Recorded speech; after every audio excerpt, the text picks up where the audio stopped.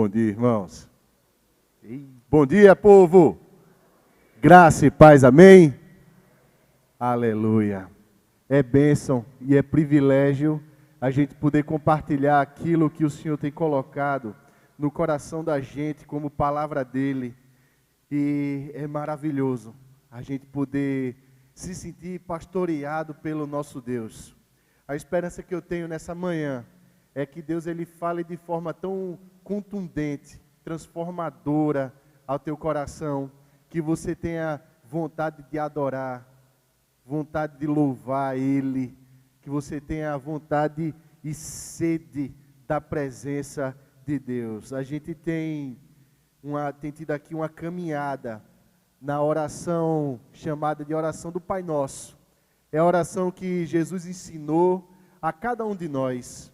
E hoje, especificamente, a gente vai lá para o versículo 11, Mateus capítulo 6. Quero te convidar, com muita alegria no coração, a abrir a palavra de Deus no Evangelho de Mateus capítulo 6, somente o versículo 11.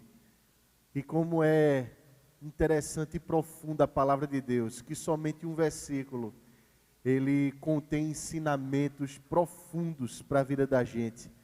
E diz assim a palavra, Mateus capítulo 6, versículo 11, o pão nosso de cada dia dá-nos hoje. Você consegue ler comigo bem alto, bem bonito? O pão nosso de cada dia dá-nos hoje. Vamos orar mais uma vez? Pai, a tua palavra ela é transformadora, maravilhosa, justa e verdadeira. A gente te louva, Pai, bendiz o teu nome, Senhor, porque essa palavra, Deus, é colocada dentro do nosso coração e lá ela faz morada e produz descanso, produz na gente, Pai, aquela plenitude que só o Senhor pode proporcionar. Que o Senhor nessa manhã, Pai, faça assim, torne o nosso coração pleno, Pai, jubiloso, Deus, assim, abundante na tua palavra, Pai. Que essa palavra, ela vá lá dentro do coração da gente, produza raízes, Pai, ela floresça, ela cresça, Pai, e ela se torne cada vez mais palavra tua para o coração nosso, para a gente viver e pautar a nossa vida por ela, Deus. Traz, Pai, uma compreensão nova, Pai, da tua vida, Senhor, para a nossa vida, Pai. Traz, Deus, uma transformação autêntica e verdadeira a partir da tua palavra, no nome de Jesus. Amém e amém. Jesus era extremamente contundente em cada palavra que ele falava. Nada do que Jesus fala é algo leviano, vazio, é pequeno. Tudo, absolutamente tudo que Jesus falava e fala na palavra dele é vivo, é eficaz. E esse trecho especificamente é uma manifestação assim declarada de uma contracultura. Ela perpassa o tempo, o espaço, as eras, as situações sociais todas e vai direto à essência do coração humano. Ela alcança cada um de nós de uma maneira tão pessoal que mostra para a gente o que de fato a gente é e o que é que Deus quer que a gente seja, como a gente deve ser na presença dEle. Essa palavra, ela vai numa contramão, assim, desse mundo do jeito que ele se coloca e sempre se colocou. Desse mundo que é apegado demais ao consumismo, à opulência, à ostentação. Um mundo que é apegado ao egoísmo, ao ter para mim, à autossuficiência, aquele sentimento que é passado por muita gente e que todo mundo é incentivado a ter. Se garanta, você consegue. Assim é instalado no coração da gente desde muito cedo, assim uma espécie de sustentabilidade pessoal que você tem que se garantir sozinho e você sabe das coisas e você vai. E agora vem Jesus Cristo ensinando como a gente deve orar, como a gente deve falar com Deus, que tipo de palavra a gente deve empregar, que tipo de sentimento a gente deve ter. Jesus veio vem trazendo isso numa esteira muito bonita que aponta para a soberania de Deus, apontando para um Deus que sim é autossuficiente, criador e senhor de todas as coisas, mas que ao mesmo tempo é Pai. Não é simplesmente alguém tirano que se coloca num trono distante, frio, mas é aquele que, apesar de criar e de poder absolutamente todas as coisas, de pela sua palavra ter criado a existência e tudo aquilo que é matéria e pertence a Ele, tudo isso, agora Ele chega para cada um de nós e diz assim: pode me chamar de Pai, eu sou o seu Pai. E essa figura de Pai, no tempo do Antigo Testamento, e é importante a gente dizer isso, visto que a palavra Pai está muito desgastada, inclusive em suas funções, mas principalmente no Antigo Testamento, aqui no Novo Testamento, nesse tempo de Jesus, o Pai era aquele provedor, era aquele que olhava para as necessidades do filho e dizia assim: você está precisando disso ou daquilo. E esse evangelho que a gente vive, se Jesus parasse a oração dele simplesmente nesses primeiros termos, somente aqui até o versículo 10, ia parecer que ele estava apontando para uma coisa simplesmente depois dessa vida, mas a grande verdade é que esse evangelho é muito pé no chão, e ele tem assim um olhar todo especial para a nossa realidade e a nossa realidade hoje. E essa oração, esse trechinho de oração que a gente fez, ele é um todo concatenado, vem tratando dessa soberania, dessa paternidade de Deus, e agora ele começa a fazer uma petição.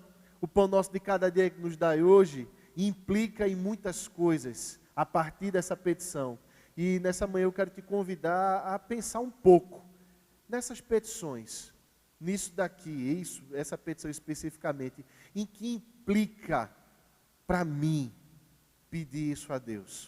O que é que significa isso para mim? Em primeiro lugar, a gente vai perceber que, antes de tudo, essa é uma declaração de humilhação. É uma declaração de gente que não consegue prover para si.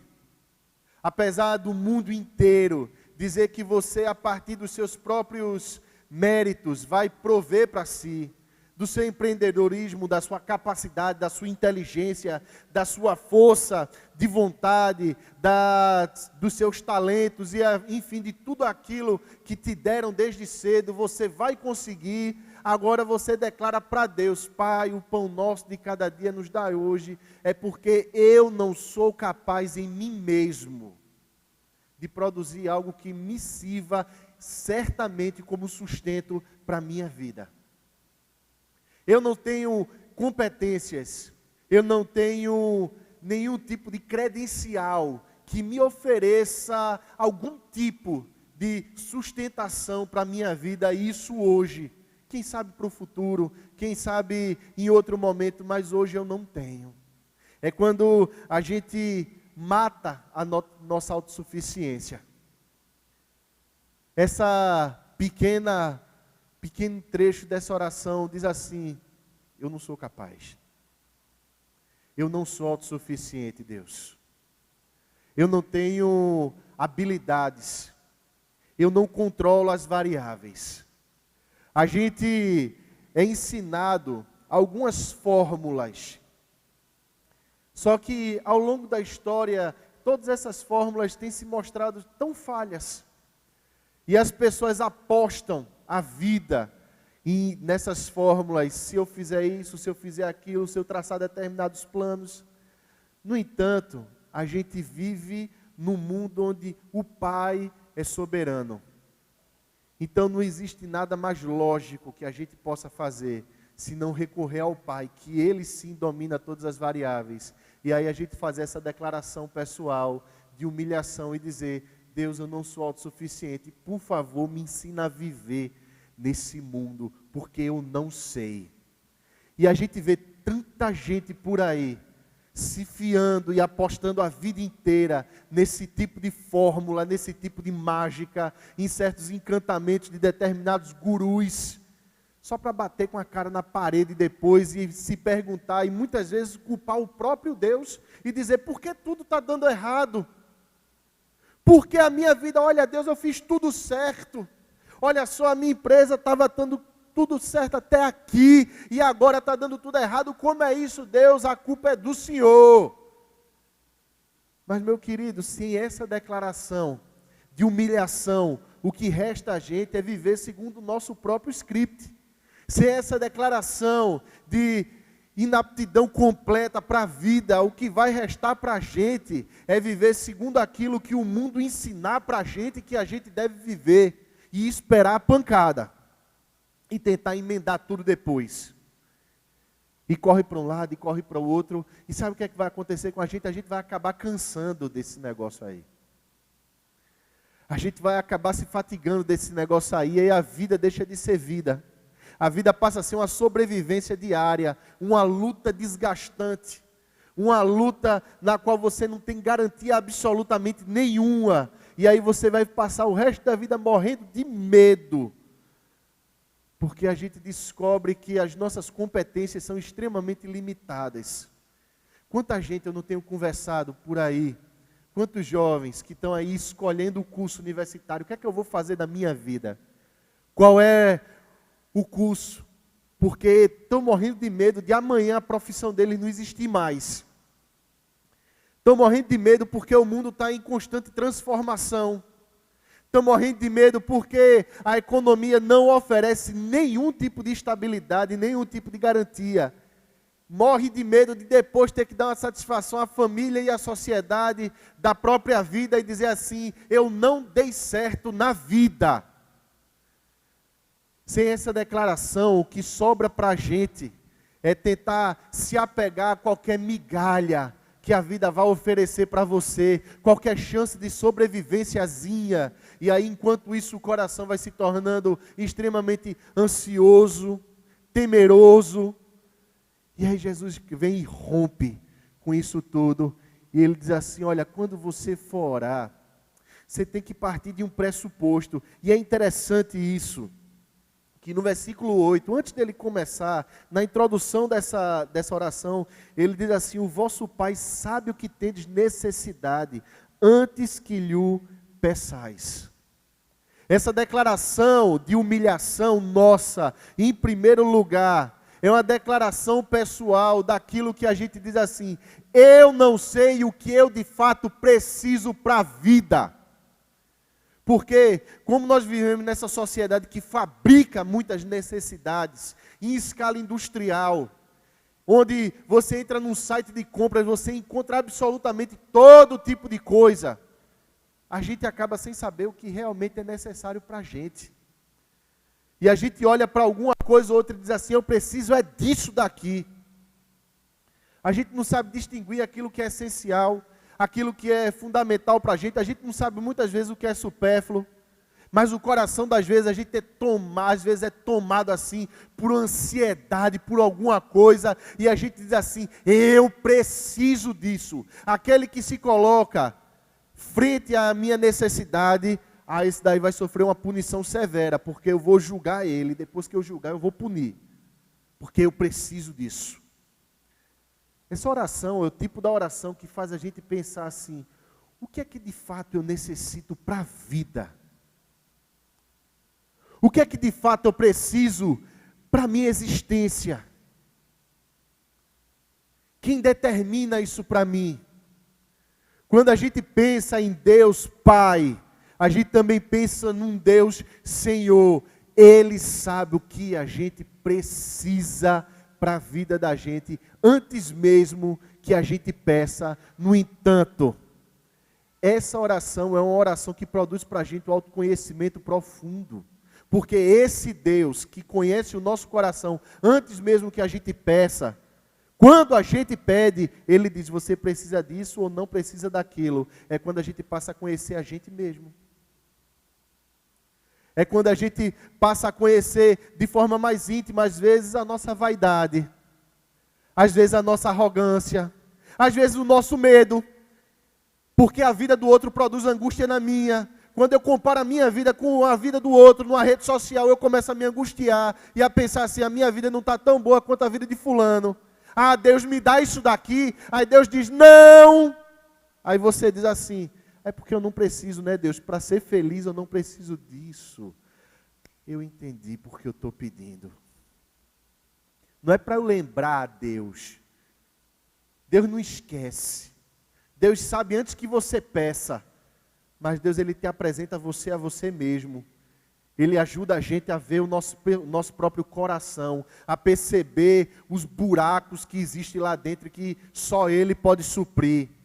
E à medida que a gente vai fazendo essa oração, e a gente vai compreendendo essa dimensão, a gente vai entender também, em segundo lugar, que Pai, o pão nosso de cada dia nos dá hoje, significa um redirecionamento dos propósitos da vida, porque tudo aquilo que a gente pede a Deus, a gente pede seguindo algum propósito, a gente quer por alguma razão, e Deus Ele está dando aqui aquilo que é necessário para a gente, absolutamente. Deus nunca vai se afiançar com nenhum de nós por luxo, por alguma coisa assim que seja supérflua, mas aquilo que é necessário, Ele vai dar. Mas é necessário para quê exatamente? Ok, tudo bem, necessário o pão e a palavra básica da alimentação humana, de suporte à vida, pão, ok. No entanto, o Calvino, nas Institutas, ele diz assim, a palavra pão aqui designa mais do que simplesmente o alimento, mas é tudo aquilo que é necessário, que Deus entende como necessidade para nós. Só que, como a gente não vive a nossa vida simplesmente para nós mesmos, todo o propósito de pedido é para a glória dEle, porque a minha vida é para a glória dEle. E aí Ele vai te colocar num determinado lugar, num emprego, numa universidade, num estudo, num colégio. Ele vai colocar a tua família num determinado bairro, numa determinada casa. E aí a pergunta que se segue é, com que propósito você acha que Deus colocou você nesse lugar? Você tem aquelas coisas que você pode dizer, é meu, ou a gente pode dizer assim, é do reino de Deus, porque venha a nós o teu reino. Governa sobre a minha vida e tudo aquilo que o Senhor me deu, não simplesmente para o meu uso pessoal, não simplesmente para eu gastar com a minha própria vontade e egoísmo, mas é para aquilo que o Senhor entende que vai glorificar o nome dEle, é por isso que Ele dá. Vocês já notaram como Deus dá e dá com abundância? Vocês já notaram como Deus dá e dá com generosidade? Você já parou para pensar que a gente podia ter muito menos do que a gente tem, mas Deus dá para seguir os propósitos dEle. Eu garanto que não é para graçar numa rede social. Garanto. Eu garanto que não é para a gente comparar com a vida de quem quer que seja e dizer assim, olha, eu tenho isso daqui. Eu conquistei. É meu para eu usar do jeito que eu quero, não. É um redirecionamento de propósitos, visto que aquilo que eu tenho não é propriamente meu, não é merecimento meu, mas é do reino. É para Ele, é para a honra e glória dEle. É para o ser usado como Ele acha que deve ser usado. Quem? O meu Pai. Porque se eu seguir a minha necessidade, eu vou achar muitas vezes que é necessário demais eu comparar a minha vida com a do outro, para eu me sentir maior do que eu de fato sou. Mas Deus, Ele está dizendo assim, olha só, isso é um redirecionamento tão forte, que você vai abrir mão de se autoafirmar. Você vai ter tão forte no seu coração de que aquilo que você tem não é propriamente seu, e que é aquilo exatamente que Deus deu a você. Você abre mão de se autoafirmar, você não precisa. Você já encontrou plenitude na provisão de Deus, naquilo ali que Deus lhe deu, nos momentos de descanso, nos momentos de trabalho, nos momentos, aquilo tudo que Deus tem te dado, como assim, script de vida diário, é dele para seguir os propósitos dele, então você encontra nisso descanso e a não necessidade de autoafirmação. E tem um outro propósito aqui. E essa oração de Jesus, ela tem um plural bonito. Porque porque ele fala assim, o pão nosso. Ela sempre fala em favor de um relacionamento mais amplo. Ela sempre fala não só numa verticalidade, mas numa horizontalidade. E quando você pede para si, você não pede exclusivamente para si, mas o teu coração agora é generoso. Ele se abre, porque você entende que aquilo não é propriamente seu, é do nosso Pai. Pai nosso. E aí o seu coração se abre para o outro. Você descobre que aquilo que você pede a Deus, você não pede simplesmente para si, mas você pede para o teu irmão, você pede para mais alguém. Aliás, Lutero, ele falava uma coisa muito interessante. Ele dizia que, à medida que você faz essa oração aqui, você está fazendo uma oração que pede a Deus que você seja instrumento dele para um mundo mais aberto, altruísta, mais justo do ponto de vista, inclusive social. Eu sei que falar assim pode parecer ter uma tônica meio ideológica, não é? Meio perigosa muitas vezes, mas o que eu quero te convidar, meu irmão, sendo bem específico, é que essa oração, ela abre os nossos olhos para uma realidade bíblica, de que o pão é nosso, porque eu amo meu irmão, assim como eu amo a mim mesmo. E aí no momento que eu vejo necessidade no outro, eu posso ser bênção na vida do outro. E aquilo que Deus me dá, eu entendo que não é simplesmente para mim, mas é do Pai Nosso. Aí você está começando a ganhar as características do Pai. Você está recebendo a criação do Pai, os valores do Pai, a forma que o Pai administra a casa e os recursos da casa. Justo, verdadeiro, bonito, leal, sincero, fiel, honesto. Pensa numa unidade bonita. E aí você começa a olhar para o outro, não mais para se comparar, mas você começa a olhar para o outro para perguntar, meu irmão, o que é que você precisa que eu possa ser bênção na sua vida? E a gente às vezes pensa que dinheiro vai resolver qualquer coisa, né? Mas às vezes o teu irmão vai precisar do teu ombro, do teu abraço. Às vezes o que vai alimentar teu irmão é você chorar com ele ou se alegrar com ele. Às vezes o que vai alimentar o teu irmão é você sentar junto com ele e caminhar com ele. Muitas vezes o que vai alimentar teu irmão é você chegar para ele, exortá-lo e muitas vezes admoestá-lo. Chegar junto e dizer assim, meu irmão, o que é isso? Ou então, meu irmão, vamos nessa. Chega junto. Pão nosso. E o Senhor vai dar. E por último, meus irmãos, a gente entende que essa é a declaração daquele que não se sujeita ao mundo do jeito que ele se apresenta para a gente. Essa é a oração daquele que não se sujeita ao que o mundo entende como conquista pessoal. Então, não é você fazer as coisas que o mundo ensina, mas é você fazer as coisas do jeito que Deus ensina e esperar de Deus absolutamente qualquer coisa. Qualquer coisa. Entendendo que você encontra esse descanso em Deus, sabendo que Ele entende a sua necessidade antes que você peça. E uma vez que você pede que esse pão de cada dia seja garantido a você, Ele vai garantir do jeito dEle.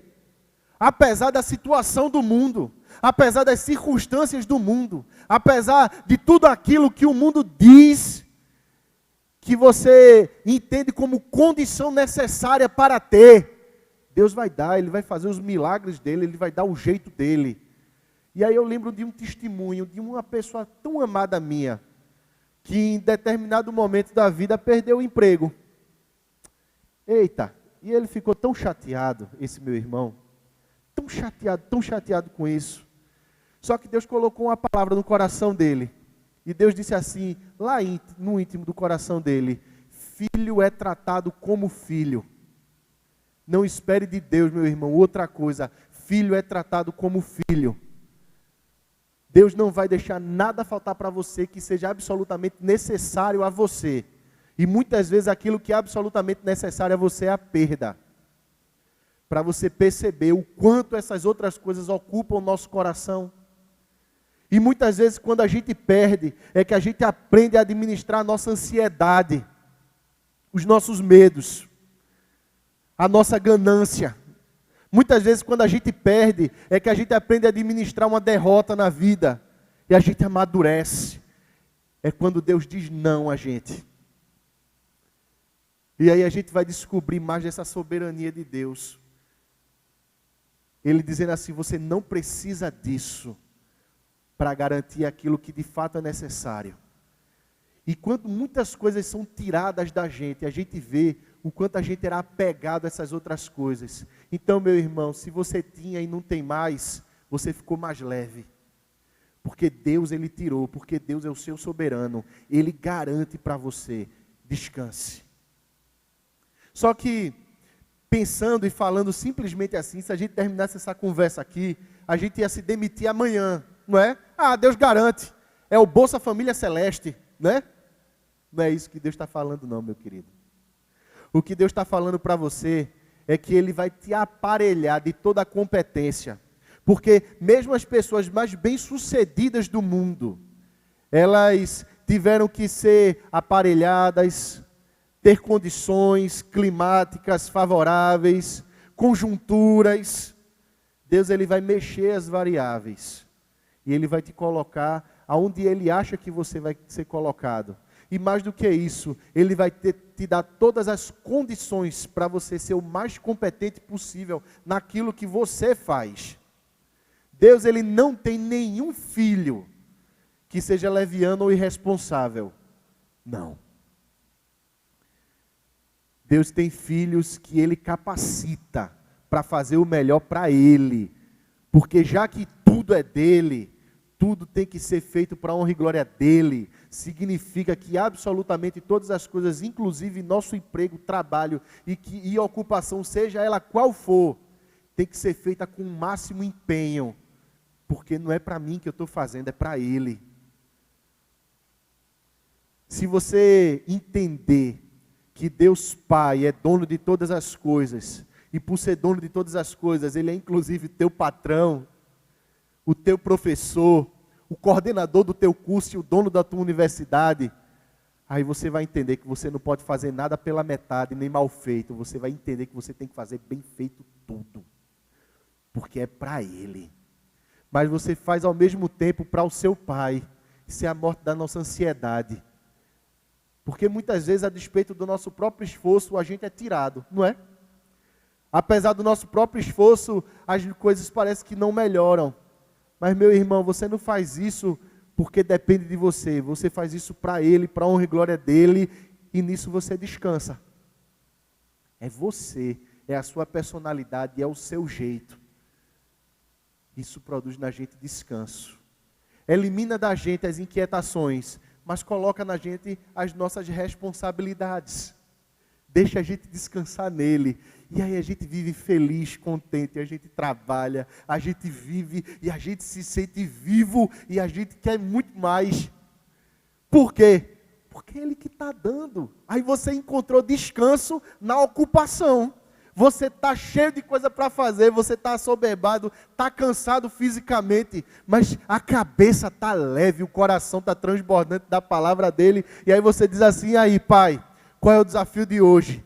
Entendendo que é o pão nosso de cada dia que o Senhor nos dá. As obrigações vão vir, as responsabilidades vêm, mas eu vou descansar em Deus porque tudo é provisão dEle. E eu estou pronto para os desafios da vida, porque eu sou dEle. E tudo que eu faço é para a honra e glória dEle. E aí eu encontro descanso. Você está pleno em Deus, meu querido. Você vai temer pelo quê? Pão nosso de cada dia nos dá hoje. É uma oração para que Deus governe a nossa vida na prática diária. É uma oração para que, de fato, no dia a dia, a gente não só declare Deus nos nossos lábios, mas nas nossas ações e reações, nas nossas decisões, nos nossos temores, na nossa descrição daquilo que é essencial à vida. É discernir quem nós somos nesse mundo, quem Deus é e o que é que a gente deve fazer aqui. Que Deus nos abençoe, meus queridos irmãos, que a cada dia Ele dê a cada um de nós o pão. Amém? Eu quero te convidar a orar mais uma vez. Se colocar na presença de Deus e dizer isso. E aí você tem uma oportunidade agora de pensar por alguns instantes, dizer assim: Deus, será que eu tenho me apegado a tanta coisa que eu acho que é essencial para mim? O que é, Deus, essencial? O que é que eu preciso mesmo? Vamos orar? Ô Pai, a gente se coloca aqui na Tua presença depois de ter pensado por alguns instantes na Tua palavra, Deus. E talvez, Deus, o nosso coração deva te pedir perdão, porque às vezes a gente não se conforma, Pai, com aquilo que o Senhor nos tem dado. Mas a gente, Deus, às vezes está assim com o coração tão pesado, Pai, com medo de perder, ou porque não tem determinada coisa, Pai, ou as coisas ainda não aconteceram do jeito que a gente espera que tenham acontecido, que deveriam acontecer. Ô Pai, tem misericórdia da gente. Olha para a pequenez da gente e, de fato, Pai, vem nos mostrar, Deus, aquilo que é essencial para a gente. Rasga, Pai, esses véus, Deus, que impedem a gente de te perceber no dia a dia. Acaba, Deus, com a arrogância, com a prepotência do coração da gente, Pai, de achar que sabe o que é importante para a gente. Faz a gente perceber as nossas limitações, da gente querer, pela nossa ansiedade, enxergar o amanhã. Se a gente é convidado pelo Senhor para viver hoje, Pai, mostra isso a gente, Senhor. Faz a gente descansar no Senhor a cada dia. E a pedir isso na certeza que o Senhor nos capacitará para tudo. Faz, Pai, a gente descansar no Senhor, entendendo, Pai, que o nosso corpo pode até cansar, mas que com uma noite de sono que o Senhor mesmo vai prover, a gente vai resolver. Dá a gente leveza de vida, Pai. Leveza de coração. Leveza, Pai, de descansar no Senhor e de se humilhar na Tua presença, Pai. E nos abençoa, Senhor, que é o Pai nosso. E nos mostra que a gente nem sabe o que a gente precisa, mas o Senhor sabe.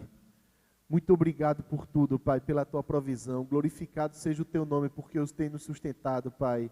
Muito obrigado, Senhor, porque o Senhor tem nos mostrado os Teus propósitos, Pai, os Teus caminhos, Deus.